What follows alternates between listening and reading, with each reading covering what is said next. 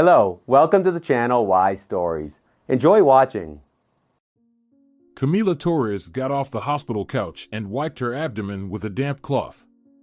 The doctor smeared her abdomen with a special gel to ensure the ultrasound sensor glided smoothly over her skin. The familiar doctor smiled encouragingly at her. "Camila, you never cease to amaze. It's your first pregnancy, and you'll have twins.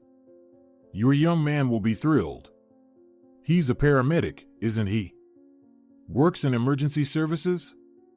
"Yes, he's an anesthesiologist intensivist with a degree in this field. He has been working for 3 years now." "But I don't think this news will excite him," Camila replied. "Why's that?" The talkative woman instantly became intrigued. "Doesn't he like children?" "Worse, we haven't been that close yet." Believe it or not, she adjusted her medical uniform, attempted to smile, but only managed a feeble grimace. Her heart felt bitter and lonely.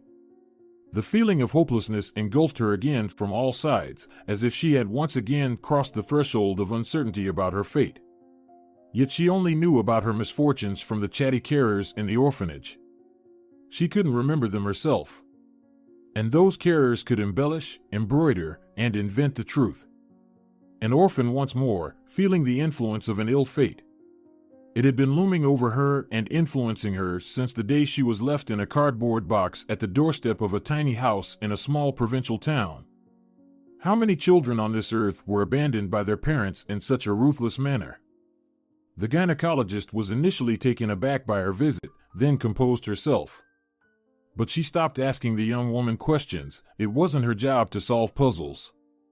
This pretty nurse might have all sorts of life circumstances. She had been working in the gynecological department for so long that she knew well that women have children, not always from husbands and steady partners. She had witnessed family secrets revealed through blood type or other parameters. The true father of a child was always unknown. Sometimes even the woman herself didn't know who it could be. After all, women had affairs with more than one lover. Camila walked through the hospital grounds, oblivious to her surroundings. Why was the sun shining so brightly? Why was the sky beckoning with its endless blue? And why were those birds chirping? Spring, love, romance, it was all deceitful. There was nothing beautiful in relationships between men and women if the main thing in their relationship was to make love. Take her boyfriend, for example, the young doctor from emergency services. He stuck to his principles. At the beginning of their relationship, he once tried to bring her home, whispering, "I'll surprise you now, baby." Camila pushed his insistent hands away. "Otilio, I'm not ready.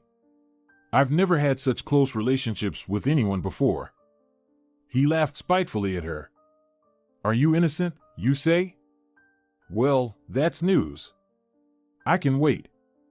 I'll wait until you ask me yourself." A month later, Camila learned that Otilio was calmly sleeping with a nurse from the cardiology department, and while with her, he started behaving like a brother to a naive younger sister. Movies, cafes, pastry shops, amusement parks. He didn't even attempt to kiss her anymore, as if a wall had appeared between them. An unloved man. It was funny to name him like this. Just friend. But she hesitated to completely break up with him. After all, everyone in the hospital still thought they were a couple. Camila was an absolute, unreserved orphan. She was all alone in the world. First, there was a string of state-run orphanages, then she entered a medical school with a red diploma, and then she had a fairly comfortable, spacious room in a small apartment almost in the center of the old town, as legally prescribed. No one wanted to adopt her, everyone was put off by her story. Who knew what kind of careless parents she had? What if they were marginal characters, paupers, or alcoholics? Dealing with bad genetics afterward. She decided to pursue a career in medicine back in the orphanage. She fancied herself a heroine when she skillfully bandaged the lively boy's scraped knee with the torn sleeve of her own dress.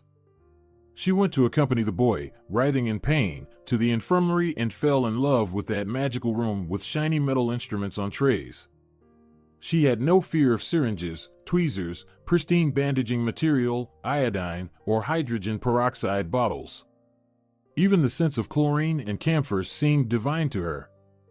Camila was a determined young woman. While her peers secretly smoked cigarettes behind the utility block in the orphanage, she studied biology and chemistry. Even the privileges accorded to orphans were of no use when applying to the school she managed on her own.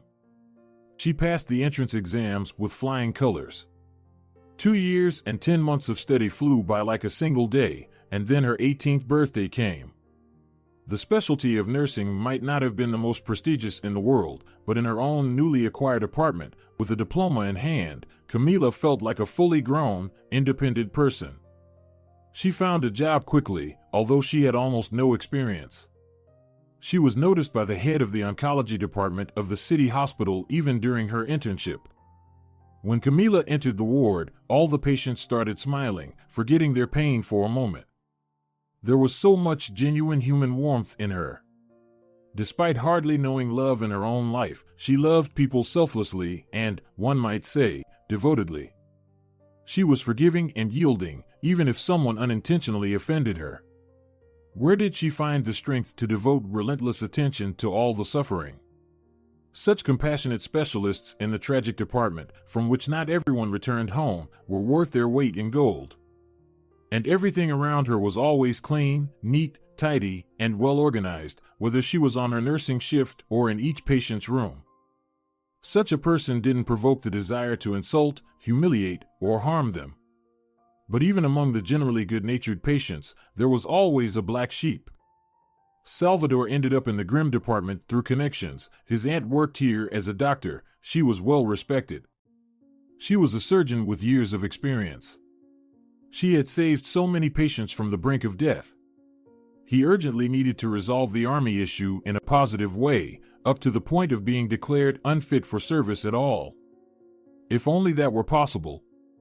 The contrast between him, feigning suspicion of gastric oncology, and those who were actually sick was colossal. The haughty young man was a giant externally without any obvious signs of a terrible ailment, but it was not customary in the hospital to poke one's nose into other people's business. If a hospital bed was allocated to a patient, it meant it was necessary. Everything would have been fine, but Salvador got bored. Then he noticed Camila, petite, quiet, polite, wouldn't say a bad word about anyone. He had already asked his aunt about the employee he got interested in. She was an orphan, and there was no one to protect her. Where was her mythical knight from the emergency services? He was here. He decided on a weekend, when the staff was sparse, to entertain himself a little. He dragged the girl into a storage room where mattresses, pillows, and bedding were kept. Camila was stunned by such audacity, unable to speak, as if her whole body had been encased in iron shackles. Salvador even silenced her with his hand over her mouth. When he realized the girl was innocent, he became even more emboldened. What a surprise! What a gift! You see, keep quiet. I'll keep my mouth shut too. If you say a word about what happened here, you'll be fired in no time. You won't lose anything, go on, you're free, Salvador said. Camila flew out of the storage room in fear, nervously scanning the corridor. There was silence. All the girls on duty had left to have coffee and sweets after dinner. There were many sweet gifts today due to discharges. She carefully examined her clothes and tidied herself up. What had happened soon seemed to her like some terrible absurd dream, and soon Salvador was discharged too. Even though Camila had a medical education, she didn't immediately realize that the incident with the vile patient had serious consequences. Her pregnancy didn't bring any nausea or other discomfort. When she came to her senses, the fetus was already about 8 weeks old. She wasn't scared, she was upset that she wouldn't be able to provide for her baby with her income. Being a bitter orphan herself, she didn't even allow herself to consider getting rid of the child. It wasn't his fault that his father was a real animal. And besides, he had her, his mother, and she wouldn't abandon him under any circumstances. She felt repulsed thinking of seeking help from Salvador through his aunt. Let no one know who the father of her baby was. Now, finding out on the ultrasound that she would soon become the mother of 2 children and that her belly would soon start showing as she was 4 months pregnant, Camila was in despair. Her offspring would be poor, just like herself. She didn't want such a cruel fate for her blood. She felt awful, but she had to go to work. The patients weren't to blame for the fact that everything in her life was about to change soon, and it wasn't clear in which direction. Strong, determined, and courageous. That's how Valerio Alonso's inner circle would characterize him, from his young wife to his partners and friends. He had managed to bury the sorrows of the past deep in his soul. He always greedily enjoyed the present, optimistically looking to the future.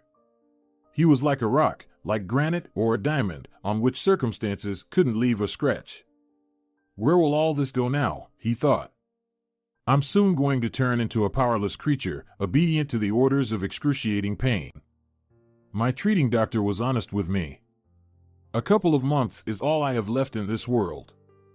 I'm already barely tolerating the agony from one injection to the next. Oncology is the physical torment. In my case, it turned out to be too advanced. The sentence is irrevocable. What do people who know for sure that they have little time left to live think about? Who knows? They probably each think about their own. It's very scary for them. The question arises inevitably, why was such a fate destined for me? Why did fate make such a choice? Valerio Alonso, a wealthy businessman with $1 million fortune and the hereditary owner of a large metallurgical corporation, was thinking about his beloved woman. How would she, so fragile and delicate, survive without him in this harsh world? He even forbade her from visiting the oncology department of the city hospital frequently. It was not proper for him, a mature 55-year-old man, to involve such a carefree creature in the web of his and others' suffering. He wanted to leave this world on his own, without unnecessary witnesses, as much as he loved this woman. He grumbled even when his old father came to visit him. He invented reasons why he would be better off not coming there. Either he had the important tests, he'd only get in the way, or he was tired and wanted to be alone. Why bother coming across the whole city? His father didn't want to give in, stubbornly resisting his prohibitions. Christina didn't object. She fluttered into his room like a bright exotic butterfly, leaving behind a trail of sophisticated perfume and spring freshness. She pecked him on the cheek, telling him about the shops and salons she had visited in recent days. She loved driving recklessly and exploring new places where her beauty was cherished, pampered, and worshipped. It was an old habit of a former model who had stopped modeling at her husband's request, but hadn't changed her old habits. They met 12 years ago in Sicily, where everything was conducive to romantic adventures. Christina was starring in a series of commercials in the town of Taormina. This small architectural masterpiece by the sea, perched atop a hill, served as an excellent backdrop. According to the director's idea, the heroine would enter the village through one of the gates, then wander through the narrow streets, where the landladies left huge tubs of indoor flowers on the steps of private houses, or sailed to the islet of Olabella, where exotic animals and birds roamed. The colorful vignettes encouraged the purchase of sunglasses, without which having a rest was impossible in hot Italy and indeed on all southern beaches. Christina changed outfits and smiled on her face, and she looked flawless in the frame, even despite the glaring sun and heat. Valerio, watching from afar the efforts of the film crew suffering in the heat, was thus spending his time on a mini vacation. A meeting with Italian partners on the mainland was scheduled in 3 days. In Sicily, he intended to visit places of criminal fame from his favorite movie, with actor Al Pacino in the lead role. And then cross the sea straight from the city of Messina, where, on clear days, the outlines of the mainland opposite were distinctly visible. So to speak, we wanted to combine business with a pleasant pastime. The resort romance with Christina happened on the seashore like an exotic, bright flower. It was hot and passionate, burning with its fire not only the man and the woman but also everything around them. For the first time in years, Valerio fell head over heels in love, and Christina responded in kind. She didn't ask for gifts or money, she greedily wanted only him, completely melting in the arms of her admirer.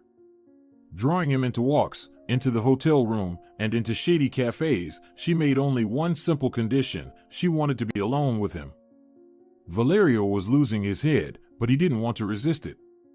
After a family tragedy that happened many years ago, he was living and breathing freely again. Misfortune had retreated into the shadows. Behind the successful businessman, there were already 2 failed marriages, early and hasty. One, as usual, was a college one. It was ruined by everyday life within a few months. Pretty Luz was horrified at the sight of pans and pots, and he didn't want to milk his father for extra money. Their family was about to stand on its feet.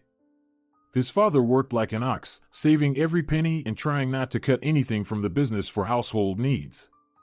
Valerio's mother was her husband's true comrade in arms. She stayed at home, taking on all the responsibilities for its management without any assistance. And there was this capricious Luz with her long manicure and boundless ambitions. Valerio, I married the son of a prominent businessman, not a cook. I was hoping for a different level of life in your house, but your mother even washes the dishes herself. I'm leaving. The second beauty appeared in his life several years later. She was also stunningly beautiful, with the added bonus of having an excellent education in London. Living on the shores of foggy Albion, the daughter of one of his partners fancied herself an aristocrat, a lady with impeccable manners. Valerio's habit of casually leaving socks near the bed and going out without a tuxedo, or at least a flawless classic suit, horrified her. She tried to instill in their home the habit of hosting English tea parties with equally pompous girlfriends. Valerio's mother flatly refused to participate in these stuffy gatherings. She hurried to Valerio's younger sister, Alba, to spend extra time with her in the park or read an interesting book. Once, the ceremonial bride couldn't bear it anymore, packed her suitcase, and left on her own. Or rather, home to her parents, who were also big fans of English traditions and rituals. Both of Valerio's young wives never even thought about offspring or having children. They felt much more comfortable in the world without diapers and bottles of infant formula. After 2 failed marriages, Valerio moved on to short, non-committal relationships. He allowed himself even ordinary holiday romances, where the rules of love were always declared up front. They spent time together beautifully at his expense, then broke up. No one owed anything to anyone afterward. He would have considered more serious relationships if any of his temporary girlfriends had gotten pregnant, but there were no such reports. So he lived without any worries until he met Christina. Alba, Valerio's younger sister, was his little friend, a bright son, and a companion in all games and amusements. There was a big age difference between them, a whole 15 years. Sometimes, when their parents went out in the evening to the theater or restaurant, they stayed alone together. It was a happy time. Valerio made a pile of hot sandwiches with Doctor's sausage and cheese, so gooey, sticking to their hands. They munched on them, washing them down with tomato juice. Then they watched old cartoons, and both of them loved them. They goofed around, having pillow fights. Alba always fell asleep on her older brother's broad shoulder. And then she died tragically. Valerio didn't know before that he could howl like a wolf at the top of his lungs. His little girl, Alba, his little sister, was crushed by a truck right at a bus stop. Usually, at that time, the family car driven by his father's driver would take Alba to and from school. But this time, she asked the driver to take a walk to see her friend off to the bus, who was carrying home lots of gifts and a bunch of colorful balloons. Later, the bewildered driver, speeding along the road, would try to shift the blame onto those infamous inflatable balloons. He'd say they blocked the entire stop with their mass, but the tests after the accident would show that he still had a lot of yesterday's alcohol in his blood. With such concentration, he could easily have lost the ability to react quickly to a complex road situation. What was the point? In that terrible, cruel car accident, 5 people died on the spot. Valerio, who arrived at the place before his parents, wouldn't see Alba's body anymore. He'd only find her red hat with pom-pom and white patterns in a dirty pile of crushed balloons, and nearby, the frightened driver of his father's service car would be pacing around, justifying himself. "I couldn't do anything, Valerio. She begged me to take a walk with her friend. She wanted to help her carry the balloons. And now they're both gone. I'll never forgive myself for this mistake. Then there were his mother's eyes, forever dead.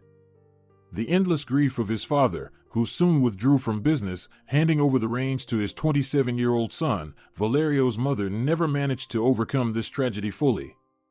Instead of her beloved daughter, she hugged a doll, trying to fall asleep, looking almost insane.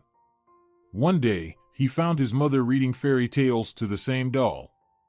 Examination at the clinic showed that the woman was perfectly sane, but she was fading away quietly with each passing day. She claimed that Alba came to her in dreams at night, complaining that she was scared alone in the pitch black, cold darkness and calling for her mother to save her. Valerio's mother listened to her. One morning she didn't get out of bed, and 3 days later, she left forever. Her husband, who found her, was shocked to see her happily smiling as if her cherished dream had finally come true. She and her daughter were together again. The truck driver was convicted and given a long sentence, but it couldn't bring back the dead. For some time, Valerio couldn't bring himself to drive. Not out of fear. The image was always before his eyes, the balloons, the hat, the red pom-pom, Alba laughing, throwing a pillow at him, and dozens of wreaths of white and crimson roses on his mother's grave. Now everything associated with cars and roads was forever something very painful for him. That's why he was so anxious whenever his wife, Christina, got behind the wheel again. He didn't even like to watch the process. He would move away from the garage.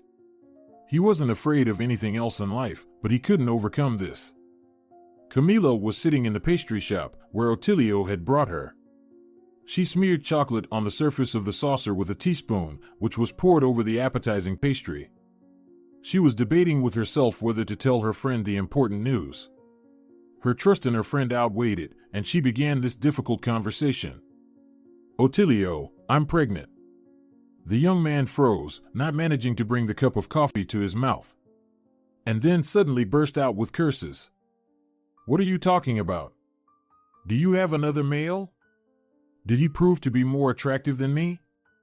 I'm friends with you only out of pity for your orphaned fate. Do you remember Saint-Exupéry's legendary saying in The Little Prince? We are responsible for those we have tamed. So, I've tamed you like a homeless, unwanted puppy." Camila didn't even know how to describe the emotions she was feeling right now. Was it disappointment, surprise, or pain? She had been thrown out of the common circle so often in this life that she felt small again, lying in a cardboard box without even a soft, warm blanket, hoping that the baby wouldn't survive. She was dying inside now, another betrayal on her head. How many more of these life losses would there be? She didn't bother to explain anything. Her confession about the terrible incident in the hospital storage room would hardly change Ottilio's attitude towards her. He had already signed and executed the verdict on their friendship. And was there any friendship between them at all? Camila got up from the table and headed for the exit of the sweet, cozy establishment. Once again, she was thrown onto the streets of life like an unwanted puppy that didn't appeal to its owner. Of course, it didn't occur to her that Ottilio might suddenly turn out to be a noble knight. He would marry her to save her from the shame of being an unwed mother, and he would take responsibility for the children. Nowadays, single mothers aren't considered something extraordinary or rare. She had a place to live. It was cramped, but good anyway. Unexpectedly, the head of the entire medical department called Camila to his office, closed the door, and cleared his throat. "Camila, I have a delicate task for you. A few days ago, an unusual patient was admitted for treatment, a close friend and sponsor of our hospital. He has stage 4 stomach cancer. It's one of those cases where a miracle won't happen. The metastases have already spread in various directions, and the organs and tissues around the affected area are compromised, causing him severe pain. He's lying alone in the VIP ward. He told me that he came here to die under supervision. He's a strong-willed man, very resilient, without whims or tantrums. He doesn't want to burden his family. He has no children, his father is old, and his beautiful wife, on the contrary, is young. That's the situation. Normally, Marta handles this ward, but she requested leave at her own expense. She's taking her son to a sanatorium on the doctor's urgent recommendation. The boy has asthma. I helped her find a suitable medical facility by the seaside. The last name of your new ward is Alonso, and his name is Valerio. Please treat him with all the tenderness and attention you're capable of. He's a worthy man. People like him are the backbone of our society. He's not a snob or arrogant, despite his considerable wealth. Find common ground with him. I want him to be as comfortable as possible with us, even in his hopeless condition. Don't worry, I'll do everything as needed. You can trust me. Camila sadly smiled and continued, dying alone without the support of loved ones is a terrible fate. I know all too well what loneliness feels like in a crowd of strangers. It's even better if they're not completely indifferent personalities. It takes great courage to take such a step. The head of the department felt that there was such an overt sadness in the voice of one of his best nurses that a shiver ran down his spine. But at that moment, he was distracted by a phone call, and he immediately forgot about his fleeting sensation. Camila hurried to leave the boss's office, wanting to avoid wasting the boss's time. Camila entered room number 10 prepared. She was smiling, her medical uniform was without a single wrinkle, and she was holding a device for convenient foreplacement in her hands. Valerio's reaction to her appearance in the room was strange. He stared at the nurse with wide eyes, as if he had seen a ghost. She almost dropped the 4 at the sight of him. She forgot all the words she wanted to say to him from the doorstep and began to stutter. "Good afternoon. I'm your new nurse. Marta took leave. My name is Camila. Do you have any requests or preferences at the moment?" Her patient continued to remain somewhat stunned, then regained his composure, forced a smile, and explained. "You bear a striking resemblance to my younger sister, so I was a bit taken aback at first. I don't have any requests or preferences at the moment. If needed, I'll call you." Valerio desperately wanted Camila to disappear quickly. Tears welled up in his eyes. He didn't want anyone to witness his weakness. He was truly amazed. Camila had Alba's face, only older. The same gray eyes, framed by fluffy lashes, have similar eyebrow and lip lines. He thought that if Camila saw his mother now, she would faint. Even their figures were identical. True, Alba would be around 40 now, and this girl was much younger. Yet the resemblance was striking. Valerio thought that Camila could look like Alba's daughter. How sad and irreversible it all was. When such encounters occur in life, they inevitably lead to various ambiguous thoughts. This fate did not bypass Camila's patient at the moment. After her departure, he immediately called his father and asked him to come to the hospital. He said he would explain immediately why it was so urgent. The elderly man hurried over, and under the guise of a good deed, Valerio invited his new nurse into the room. "Camila, my father is here. Would you mind brewing us 2 cups of coffee?" He watched his father's facial expressions closely but saw nothing out of the ordinary. Meanwhile, 2 men were talking honestly with each other. "Dad, did you notice how much this girl resembles Alba, who passed away? When I first saw her, I couldn't believe my eyes." "Of course, I noticed. I even thought right away, son, whether you left traces of one of your love affairs somewhere." "Father, we've never talked about personal matters before. I'll tell you I have no connection to Camila. I've been working in serious security for a long time. After breaking up with another woman, she's assigned to follow us for a few months to see if any of them become pregnant after our encounters. I've always wanted a child, but it never worked out. So, if any of my lovers turned out to be pregnant, I would definitely take part in the future with her and the baby. I have a reciprocal question for you. Mom has been gone for many years. I only know one of your companions, Ofelia Santos. Maybe you had other women? Please don't consider my curiosity idle and tactless. I was just so struck when this new nurse appeared. No, son, I had no one but Ofelia. We met when I was almost 50, she's almost my age. She saved me from grief over my wife and daughter and turned out to be a faithful, decent friend. Naturally, we were close, but we never thought about having a child. Ophelia already had a son, almost the same age as you were then. It's time to expect grandchildren, not to become parents ourselves. Valerio pondered. He couldn't shake off the grip of uncertainty. He was searching for an answer to why Camila resembled his deceased sisters so much. He put forward a new hypothesis. Dad, could this girl be our distant relative? Once again, his father's response was negative. We don't have many blood relatives, as far as I know, neither on my side nor on your mother's. I know all my distant nieces and nephews by heart. Yes, they live very far from here. Throughout our life together with your mother, we met no more than 2 or 3 times, and then we lost touch altogether. Life separated us far from each other. Suddenly, a thought struck Valerio, which he immediately voiced to his father. Let's not read tea leaves. I'll instruct my security service to gather a complete dossier on this nurse, and then everything will become clear. They agreed on that. And just then, Camila entered with the coffee. The men questioned her for a while, asking how long she had been working in this department and which educational institution she had graduated from.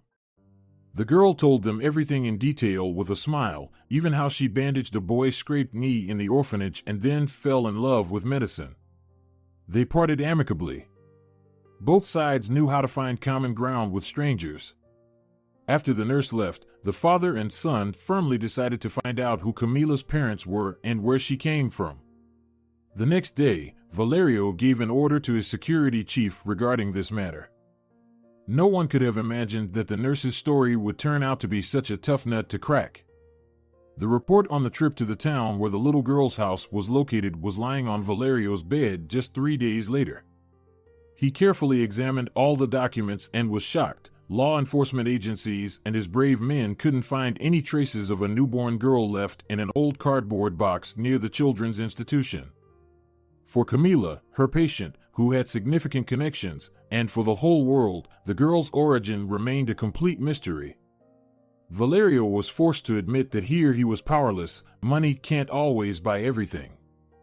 They couldn't uncover the mystery of who Camila's parents were. Nothing was interesting or criminal in the girl's life, even after leaving the orphanage. From the orphanage in the regional center until the end of high school, training at the local medical school, graduating with honors, a room in an apartment. She started working in the oncology department of the city hospital, and then she had some romantic affairs with an emergency room doctor. That's it. Camila's biography was as tiny as she was. The only mystical thing about her was her appearance in the orphanage for newborns. Everything else was simple and transparent. Camila ran down the corridor after a man refused to wear a gown and shoe covers. He behaved extremely rudely and agitatedly, demanding to be shown the room where Mr. Valerio Alonso was lying. The nurse couldn't allow a scandal, but the visitor was looking for Valerio with no good intentions. Into room number 10 burst Camila, accompanied by the unclear guest. He immediately rushed to the patient's bed. What followed was horrible. Enraged by something, the visitor ran up to Valerio, grabbed his hand, and shouted in fury. So, being rich gives you the freedom to do anything? I hate it.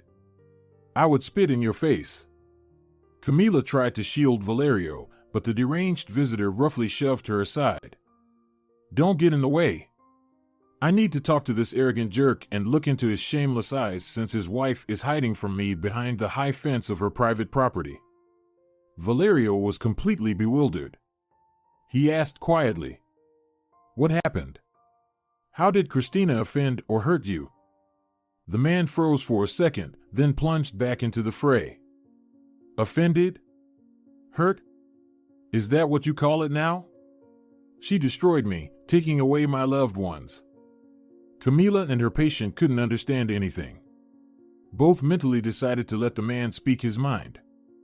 My wife was crossing the road at a pedestrian crossing on a green light, pushing our youngest daughter in a stroller, holding the hand of our eldest son. Your wife's car hit all 3 of them at high speed, not giving them a chance to survive. Do you know what it's like to lose 3 of the most beloved people in one go? Valerio felt a sense of déjà vu, a halt, balloons, a red knitted hat, emptiness, and coldness inside. Could it be some kind of mistake? Christina couldn't commit such a horrific crime. She loved cars and speed, but to hit a person. It couldn't have happened because it could never happen. The visitor nervously twitched, staring at his wealthy enemy. Have you already decided that your beautiful wife is an angel in the flesh? She can't turn into a demon. So gentle, fragile, and ethereal. I went to see her, just like you, to look into her eyes. To understand how she could not help the victims. To flee the scene of the crime. And you, it seems, are kept in the dark. She takes care of her nerves. When they found her through the surveillance camera recordings and identified the owner of the car, she hired a gang of lawyers. They first detained her, but then almost immediately released her. She's sitting in your house now, not showing her face outside, drowning her wounds in wine. Ask me how I know all this. Some people came forward, told me, and even showed me the recording. Valerio couldn't believe his ears. Christina was well aware of the tragedy involving his younger sister. About how he had been avoiding cars ever since, only using transportation when necessary. His wife couldn't have been reckless on the road like that. It was nonsense, absurd, and a fabrication. He didn't argue with the man. He could see that he was broken by the tragedy that had befallen him. He didn't offer money as compensation. It would be inappropriate now. He would figure out how to help later. Camila, who had become an unwitting witness to the man's monologue, didn't know how to behave. On one hand, as an employee of a heavy oncology department, she should have protected her patient from such intrusions. On the other hand, in such a situation, it would be cruel not to let two people talk about the accident and its consequences. Meanwhile, the visitor began to gather himself, slumped, turned black, and hunched over, as if he had completed some difficult mission and was now free. He left without saying goodbye. He could barely move and was suddenly exhausted. Valerio was gloomy, deeply lost in thought about something tormenting him. Later, Camila accidentally overheard a snippet of his conversation on the phone. He was giving instructions to the security service to obtain footage of the accident and transfer it to a tablet. On that day, Camila was on duty, assisting the girls at the reception when the ambulance arrived. Otilio was in the crew, and he didn't hesitate to be sarcastic. I see our future mommy is living and working in quite tranquilly. Well, this won't last long. He snorted contemptuously and disappeared, but it was already too late. The nurse, overhearing their conversation, grabbed Camila by the arm. Camila, are you pregnant? Just yesterday at lunch in the cafeteria, I thought about you being so petite but eating like you're eating for two. For three, Camila didn't mince her words. I'm expecting twins, 16 weeks along. Her colleague was taken aback, immediately bombarding her with questions. Wait, isn't Otilio the father of the babies? Everyone in the department thinks you two are in love and that you're together. And he just looked at you with disdain now. Did you cheat on him? Camila looked down. The father of my future children is not Otilio, it just happened that way. Let's close this topic, it's unpleasant for me. I'll be grateful if this conversation stays between us. My clothes have almost become too tight for me. I've started wearing a uniform one size larger, and soon everyone will know that I'm expecting a child. Let it be later rather than sooner. Almost nearing nightfall, Camila suddenly remembered Otilio's cutting remarks and burst into tears. The fatigue of nearly a day's duty took its toll, and the workday had been quite hectic. At the most inconvenient moment, a call came from room number 10. She barely had time to wipe away her tears. Valerio was a perceptive man. He noticed the tear-stained eyes of the nurse immediately. But first, he just reminded her that his painkiller injection was due soon. He asked for it to be administered a bit earlier. He couldn't bear the pain any longer. Camila checked the schedule. There were only 20 minutes left until the injection. She thought, God, how does he endure all this terrible agony? Such a courageous man, yet he can't endure it. 15 minutes later, she went in to check if her patient was feeling any better. She was about to leave, convinced that he was feeling relieved, but he suddenly took her hand. "And now, Camila, will you tell me why you cried today?" His tone wasn't commanding. On the contrary, there was so much compassion in it that she couldn't hold back, as if a dam of emotions had burst somewhere inside her. She told him everything, about her absurd romance with Otilio, about the audacious Salvador who attacked her on her day off, taking advantage of her confusion and fear of confronting the influential surgeon, about her pregnancy and the twins who were due to arrive. Valerio was enraged. "Tomorrow we'll sort things out in your filthy story. And I'll make sure to put the disgusting nephew of your doctor behind bars for his actions. I have the power and the money for it, believe me." Camila pleaded. "Please, don't. I like working here. I'll be left without a job and no means to live after such a loud scandal." Valerio looked closely at the young woman, whom he was now about to interfere with under the influence of the anticipation of news about the accident from his security service. All this time, after the departure of the man accusing his wife of a bloody crime, he had been on pins and needles. Tomorrow, he would know the truth, whether Christina was guilty of something or not. The head of the department did not dare to refuse Valerio's unclear request to meet with one of the surgeons.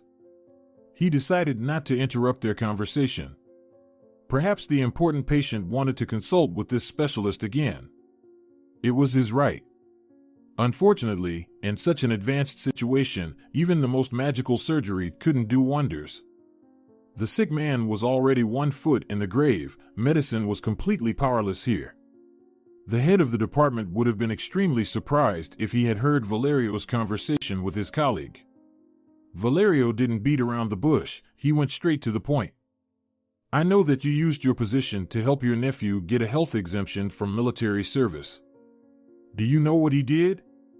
The woman first paled, then began to blush. She asked quietly, "What are you talking about? What did he do?" "He committed a crime, vile, despicable. He attacked a nurse, and now she's expecting a baby, or rather, 2 babies. Such offenses are punished by the criminal code. Do you believe that my influence will be enough to put him away for a long time? I guess you're aware of what happens in prison with such arrogant young men. They are taught a lesson for the future so that they never forget what it's like to be a helpless victim. This can't be. Salvador is a nice, well-mannered boy. I'll invite him to the hospital right now. Let him confirm my words in front of you that it's some mistake, a false accusation. As a doctor, you are well aware that a DNA test of your relative and the unborn babies will quickly resolve any doubts. But I'll meet you halfway. I want to personally look the guy in the eye and hear his explanation."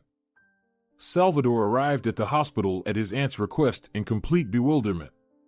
The surprise turned out to be harsh. In room number 10, Valerio was waiting for him, the senior relative, Camila, who was trying to stop everyone, and the head of Valerio's security service. The conversation was tough, but the guy couldn't resist for long. He confessed to everything. "I don't know what came over me. It was like a cloud in my mind. I'm ready to marry the aggrieved girl, especially since she's expecting children from me." Camila recoiled. "Please don't punish me even more, Valerio. I can't stand him. He's physically and morally repulsive to me. I'll raise my children on my own, without that monster." Salvador was bewildered. "Will they put me in jail now, Auntie? I won't survive in prison. They'll break me and destroy me there." Valerio pondered for a moment, then delivered his verdict. "Since Camila doesn't want anything to do with such an unpleasant person, we'll handle this differently. You'll go to the army, and I'll make sure it happens as soon as possible." He turned to his subordinate. "Take care of it immediately, and now leave my room." He pointed to the door for the female surgeon and her nephew. "There's no crime without punishment. This young man will regret his ugly deed for a long time, and I'll personally ensure that."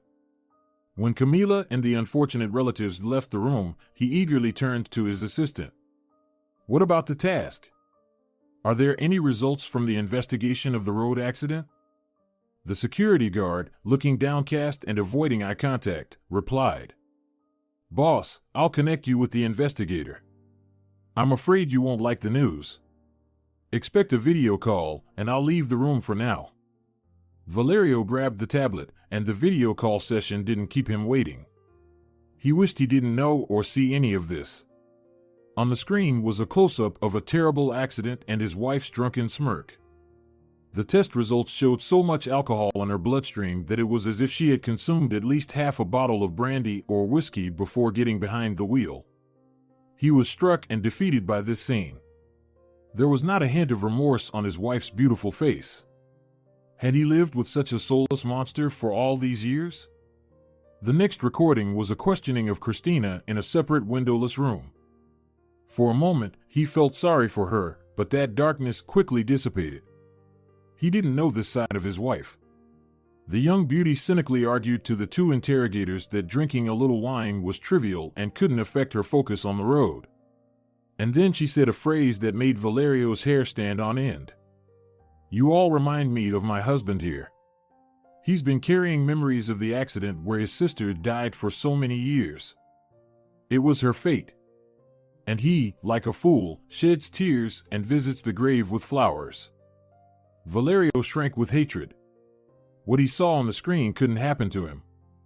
He loved and worshipped this woman. He thought they were two halves of one whole. They were meant for each other, and they were the perfect husband and wife. It all turned out to be an illusion and deceit, a mistake. She betrayed all his feelings. She only pretended to share his suffering and longing for his sister and mother. She desired him and his millions. Some unsettling details and trivia immediately came to his mind. Christina, who never wanted to have children, brushed off his requests on the matter as naive jokes. She talked about how she hadn't yet had her fill of him alone and didn't want to share him with anyone, pouting capriciously and rushing to hug and kiss him. He allowed this woman everything. He softened like only a deeply in love man can in another life known as a very severe, serious type. At home, he relaxed, let everything flow freely, and let his wife rule as she pleased, as long as she was with him. Valerio reviewed all the video recordings several times. He didn't memorize them but got used to paying attention to details. He realized that even during Christina's interrogation, she was intoxicated. Somehow, he thought, she's celebrating my imminent departure and her future wealthy freedom. I need to review the will urgently, do it thoughtfully, and consider every step in that direction. Camila quietly entered the room, holding a huge basket of flowers. "Valerio, I'm sorry that I came here unexpectedly. Salvador sent me flowers and a big, sweet gift. I gave the cake and candies to the nurses without mentioning the sender, but I didn't have the heart to throw away the flowers. They're still alive and innocent. Can I put them in your room?" The man looked at her, and a new plan was forming in his mind. He replied to his nurse, "Camila, I'm not thrilled about Salvador's generosity either, but indeed, the flowers shouldn't perish because of it. Put them on the windowsill. I need to have a serious conversation with you. I'll need your active assistance." Christina was furious that she got caught up in some nonsense. Her carefully crafted operation to achieve the ultimate goal was falling apart. Where did this woman with children come from on that fateful crosswalk? She and her friend were chatting in the bar and didn't even realize they had drunk quite a bit of whiskey with just one ice cube. They didn't dilute the amber liquid with anything. When she got into the car, her head was spinning a little. But she had so often driven drunk that she didn't consider it a serious obstacle to the trip. In such an expensive car with such shady license plates, she practically never got stopped by traffic police. Her journey to the next day was long. A crucial meeting was scheduled in Valerio's room. His instructions regarding the will had to be formalized and signed. Her husband didn't have long to live, and dealing with his old man, that harmful old man, would be quick. It took more than 10 years to be left alone with Valerio's millions. To live for herself with her aging sick husband and with some young macho with a pleasant, everlasting body, strong and daring. She had no real reason to complain about her husband. He was also of that breed of man, strong-willed, passionate, strong, and decisive. The problem was that he was born too early to be her chosen one and was already finishing his journey on this earth. The significant age difference between them always oppressed her. She couldn't let loose in a nightclub with peers or appear in a young company with such a daddy, even though he was her legal husband. Her friends used to say, "Christina, fear God, he blows the dust off you, showers you with gifts, doesn't deny anything, and fulfills any wish." But her husband's worship was not enough for her. Christina believed that, for her unearthly beauty, not only expensive packaging was needed. A true lover should have been worthy of her. She would live comfortably on the inheritance she received after her husband's death. Fortunately, she never bore Valerio's child, so there would be no freeloaders on his riches. The woman uncorked another bottle of wine and smiled predatorily. With her stunning appearance, she even managed to charm a fashionable lawyer, quickly resolving her detention issue for a ridiculous fee. It would be very inconvenient if Valerio didn't find out about this silly accident until he finally signed the will. Of course, she could convince him that she was not guilty and that it was a setup against his poor girl. But her husband's perceptiveness was undeniable, and this matter was also related to an expensive car. She had been persuading him for over a year to agree to give her favorite swallow. Red, elegant, with stylish design in the cabin, the envy of all her friends and a consolation for her life with an aging husband. Christina prepared for the hospital visit with special care. Her husband had to be struck by her beauty from the threshold, once again understanding what happiness and sunshine he had in her as his companion. The crimson trouser suit, snow-white blouse, and high-heeled pumps further emphasized the boundless length of her legs. She had red hair tied up in a fluffy ponytail and wore small ruby earrings in her ears. It was a gift from Valerio, and love and devotion in her green eyes. A little of his favorite cologne on her wrist, and there she was, ready, the epitome of a perfect woman, any man's dream, belonging to him alone, her betrothed. Picking up her purse from the chair, Christina peacefully flew to the hospital, hoping for the best. Today, in the history of her long labors and expectations, a bold victory of cunning and beauty over male trust and foolishness would finally be put in place. In the courtyard of the house, the woman surveyed their family nest with pleasure, once again thinking, "I will be a quite wealthy widow." Christina began to bend her delicate fingers with a bright red, flawless manicure, mentally reviewing her assets. A thriving company, which her husband shares with a reliable, time-tested partner and also a family friend. A country house in a secluded corner of the Black Sea coast, where she and Valerio loved to disappear for a couple of days. Their permanent residence was a house in the suburbs, built in the style of a chalet somewhere in the Swiss Alps. They also had a cute little house on the Mediterranean, where Christina loved to visit with her friend, traveled to fashion houses in Paris and Milan, and then returned under the shade of the lush Alps and orange trees. 3 apartments in the city against this background seemed like a mere trifle, but they were also made in the best traditions of modern classic design. A couple of cars were in the garage for business and ceremonial outings, and a whole floor in the house was arranged as a dressing room. Appearing 2 days in a row in the same outfit somewhere Christina considered tactless, she loved bright baubles with lots of stones, the more, the better. She remembered her sin, occasionally visiting her in the form of a secret reproach of an awakened conscience. After meeting Valerio back then in Sicily, they still lived separately for a while, and she continued her commitments to advertising contracts. The list included work in hot Tunisia, where colleagues persuaded her to go on a tour of the Sahara Desert. After spending the night in a hotel in one of the oases amidst sand and salty wastelands, they took them to the Eastern market for souvenirs. Away from everyone, an ugly old woman was sitting on the ground in rags, selling spices and herbs. When Christina approached her, she suddenly grinned maliciously and spoke in the purest French, which the in-demand model knew quite well. "Looking for something special, miss? I have something for you. Buy this dried, fragrant herb from me. Cook meat and fish with it for your beloved, and he will be glued to you, unable to tear himself away. It's not expensive, just $100 for the whole big pack." Christina laughed in response. What did you come up with, old witch? I'll charm my man with the power of my charms myself. I'll manage without you. The Sahara Desert dweller smirked.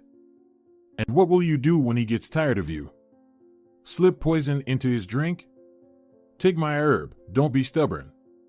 People like you want things to go their way in their lives.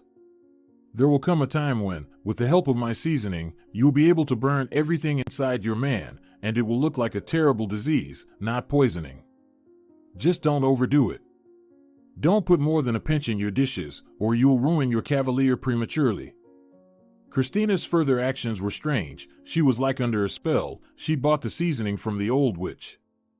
During the tour, as their group was taken on a jeep ride through the dunes, she never let go of the bag, sitting in the front seat. It seemed to her that her purchase was alive, warming her with an unknown, promising warmth. Later, when welcoming Valerio into her cozy apartment, she always seasoned dinner with small pieces of the herb, and he praised her cooking. Their nights were hot and tender, they were melting into each other. In those still happy times, Christina soon forgot about the old woman's warnings. Then there was marriage, a couple of blissful romantic years together, and suddenly, almost on a whim, Christina began to tire of her supposedly old husband. A quarter-century age gap between a man and a woman is an abyss. Should such a marriage have been called a misalliance? Valerio and Christina never thought about it. Or maybe only he didn't, and she, having paid $100 for her bright future, took the first step towards cunning calculation. Christina started seasoning his food again about 2 years ago. Her goal was not his death, she wasn't that cunning. Rather, it could be called an attempt to revive and paint their relationship in bright colors. After dishes cooked personally by his wife, her husband would come alive, be particularly tender and passionate, and remain in a happy mood for a long time. And then, like thunder from a clear sky, a terrible fatal illness appeared. It manifested itself with obvious symptoms too late. Forever busy, Valerio turned to doctors when nothing could be done anymore. He decided to die alone in the hospital, out of sight of his wife. And Christina was very grateful to him for this act.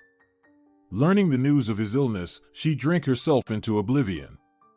And then she recovered, accepted the news, and resigned herself. She returned to her former carefree life and patiently waited. At 10 in the morning, in room number 10, a lot of people gathered around Valerio. Christina arrived with a notary. She did not expect to see such a large assembly before her. The head of the security service, one of his subordinates, Valerio's father, and his business partner appeared unaccompanied. Everyone was surprised that they had been gathered together, but they didn't show it. The sick man didn't keep them in the dark for long. He delivered a whole speech. Ladies and gentlemen, I appreciate you taking the time to come see me in the hospital. I want to share incredible news with you. Recently, my security service confirmed one of my assumptions at my request. It traced the footsteps of my wild youth.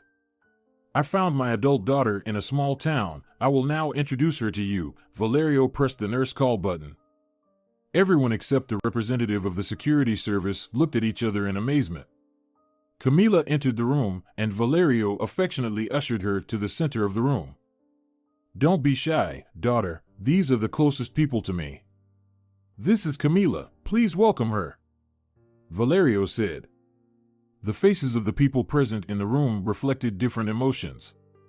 Christina was stunned, and Valerio's father didn't understand anything. After all, they had exactly established that Camila had no family ties with them.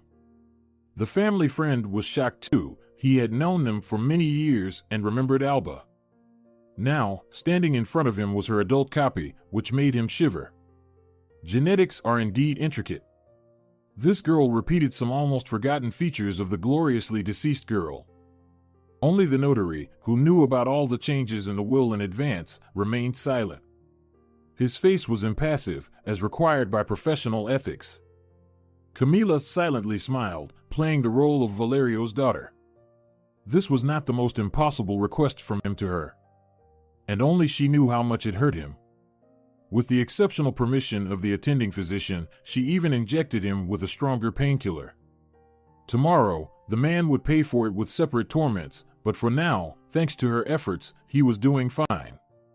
After the altercation with Salvador, she wanted to do something nice for Valerio. So why not participate in this strange prank? Meanwhile, Valerio, tired of the crowd, continued. Camila makes coffee for all of us. We bought a wonderful cake with her, and now I would like to have a private conversation with my wife and my friends. I hope you will wait in the hall during this time. Christina didn't like this start. Why was the notary also told to leave? All of this looked extremely strange and not at all like the usual behavior of her husband, who loved her endlessly. And he didn't torture her with mysteries, he immediately clearly stated his position. Christina, I know everything about the crime you committed on the road. About your cruelty and indifference to the dead. About how all these years you have pretended to understand and cherish my memories of my sister and mother. I hate lies and hypocrisy. God will judge you. And I simply changed the terms of the will. After my death, you won't be destitute. I have appointed you a permanent monthly allowance of 3,000 conditional units. You will have to forget about the rest of the inheritance, or else I will do everything possible to put you behind bars. So far, my millions have managed to halt all legal proceedings against you, but this process is reversible. What? The woman jumped up from her chair angrily. Have you gone mad from all those injections your daughter's giving you? By the way, how did she end up here in the nurse's room? Are you trying to trick me? Tell me. Her voice suddenly turned as sweet as syrup and as sticky as mountain honey, into which the clear bells of her former shrillness had been dipped. Christina decided to change tactics and make one more attempt to fix everything. She hugged her husband, nuzzling her nose against his shoulder, and purred. Oh, my dear, this unbearable pain has changed you. I'm not to blame for what happened, it's a fatal coincidence. I just couldn't handle it. Valerio looked at his wife, feeling as though he had just had his rose-colored glasses cracked and shattered over him, leaving glass shards to wound his soul. It was as if the darkness was dispersing, the obsession was fading away, and the love for his former feelings was donning its mourning attire. He only now realized that Christina had been playing the role of a loving wife all her life, skillfully controlling his heart like a puppeteer controls a puppet. Love can be very cruel. Realizing that her feigned performance did not affect Valerio, Christina abruptly turned on her heels and stormed out of the room in anger. She didn't bother waiting for the coffee that Camilo was still brewing in the mini kitchen. Instead, she hissed angrily in the ear of the notary. We'll meet again in court later. Christina would not return to Valerio, not on this day nor in the following weeks. Meanwhile, Camilo would have a conversation with her father and the nurse, during which he would explain what his wife had done and why he staged it with the will.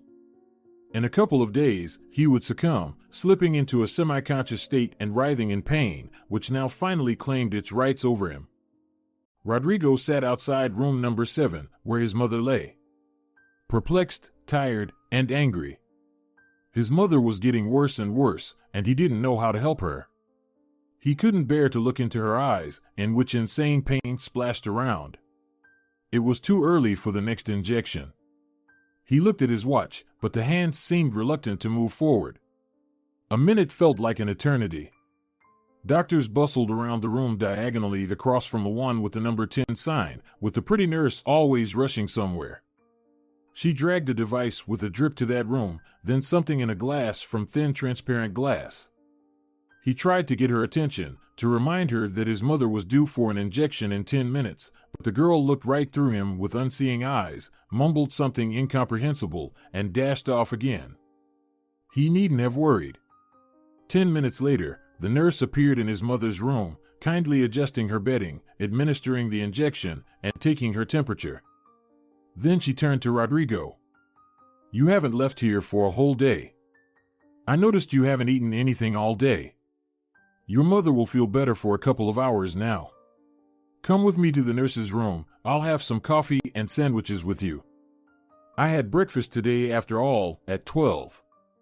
Oh no, I don't want to burden you, Rodrigo replied, suddenly feeling ravenous. I wanted to bring a snack from home, but I left it on the table. I was in a hurry. I think our cat has already found it. I don't know about the bread, but the sausage is gone. Suddenly, there was a commotion in the corridor. Camila quickly ran there, and then, after a few minutes, returned with a mournful tone, saying, "Valerio has passed away. He was such a kind-hearted patient. I took care of him like he was my father. And he jokingly called me his daughter, and now I feel like I've lost a close person. I'll never get used to this in this department." Camila caught herself. "What's your name?" "Rodrigo." "Don't listen to me, Rodrigo. I'm just chatty from exhaustion. Many of our patients are discharged and well treated. Let's go, after all, and have some coffee. I'm on duty until morning, but my patient doesn't need me anymore. I'll help you and your mother." In psychology, there's a concept called the companion effect. It's when unfamiliar people in transportation, on the road, or on a long journey start pouring out their hearts to a random companion. That's what happened with the companion effect during Camila's shift that night. She told Rodrigo everything about herself. He told her about being an orphan briefly, but not for long. The woman who was now spending her last days in room number 7 had adopted him, raised him, and educated him. Now he was about to finish university and stop working as a part-time courier in a pizza parlor in the evenings. He would find a decent job for himself, but he didn't have time to help her. She had drawn everything out of him, his aptitude for math and programming. He was talented and promising. If he felt a pang of pain in his side, it was nothing, it would pass. As long as her son was studying well, she would endure. Now he didn't know how to repay this filial debt. He tried to be there all the time, but what was the use? The train of hope had departed, and he had to accept it and come to terms with it. From that night on, Rodrigo and Camila often chatted whenever she had a free moment. They were together when his mother opened her eyes for the last time and weakly smiled, saying, "Everything will be all right, son, believe in it." After finishing university, Rodrigo began to visit Camila, especially when he had evenings free from his courier rounds around the city. They went to the movies, strolled in the park, ate ice cream on a bench, and talked a lot. That's how two lonely, destitute souls met and began to support each other. He knew that a week after Valerio's death, his family, including Camila, was gathering at the notary's office. Valerio left the majority of his real estate in equal shares to his father and his recently found daughter. Instead of herself, Christina sent her lawyer to the meeting, with whom she was already having a passionate affair. Rodrigo didn't want to pursue Camila now, even though he liked the young woman. He had to stand on his own 2 feet first and then think about courting her. Camila suspected his feelings for her, and yet her pregnancy distracted all her thoughts, and work became increasingly difficult. She was noticeably rounded out, resembling a cute little bear cub.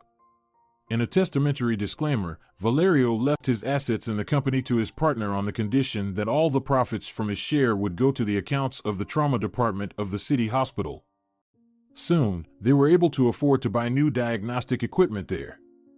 Perhaps someday it would save someone who came after a serious road accident. Within the allotted time, Camila went on maternity leave. Now she could afford not to work. Her immediate plans included the dream of finishing medical school. She even retrieved old textbooks on chemistry and biology from the far shelf. Thank goodness, she no longer thought about the financial future of her sons. Valerio's gift would allow her to raise children who would become worthy members of society. However grandiose it might sound, Camila wanted her children to enter this world, not in a cardboard box. The second ultrasound showed that she was carrying twin boys. The 3 of them would be a real family. Valerio's legal service was instructed to assist the young woman in all matters related to her new property. The character and habits of the future mother remained unchanged. The sudden wealth that had fallen on her did not make her hardened, self-assured, or indifferent to people. Only the emergency room doctor, Otilio, couldn't live peacefully. He bit his elbows for being so foolish as to miss out on the wealthy heiress. Who would have thought that she would turn out to be the daughter of a millionaire? And he had always sneered at her orphanhood. One fine day, Otilio decided to visit Camila again at her old apartment. In one of her new apartments, where she planned to move after leaving the maternity hospital, they were now setting up a nursery for the two little ones, and she was leisurely packing her things. When there was a sharp knock at the door, the woman thought the movers had forgotten something. Standing at the threshold was Otilio. "Camila, I've come to make amends. You misunderstood me back then. I've always been sincere with you. You misinterpreted my words. I'm not holding a grudge against you, but you're too late, Otilio. I'm getting married soon. Let me introduce you to my future husband. Rodrigo, come here, please." Rodrigo emerged from the room into the corridor, staring at them both in bewilderment. Camila immediately explained, "My love, my ex just stopped by for a visit. I told him the news that we're getting married in a month. You don't mind that I happily shared it with an old friend, do you?" She tiptoed and planted an imaginary kiss on the lips of her fiancé. Otilio glared angrily at them both and rushed out of the apartment into the stairwell, the door slammed shut behind him. "What's it, Camila? I don't understand. Are you proposing to me?" Rodrigo asked, confused. "Are you against it?" The woman countered. "You'll never make the first move, and it's getting late for us with the boys. You wouldn't hesitate to take all three of us, would you?" "I'd be honored." Rodrigo beamed with a smile. Two lonely people were not alone in this world anymore. Happiness comes in different forms, everyone has their share. This family will surely make it. Who would have doubted it? If you're enjoying it as well, leave a like and subscribe.